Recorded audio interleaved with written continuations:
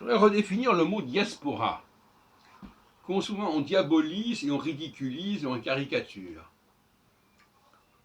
Être pour la diaspora, qu'est-ce que ça veut dire? On va dire, mais ça veut dire que les Juifs peuvent être dispersés n'importe où, au lieu d'être réunis dans un seul endroit. Mais moi, je vais vous parler de l'euro-diaspora, ou même de la franco-diaspora. C'est-à-dire une dispersion des Juifs au sein d'une société qui les accepte, comme la France.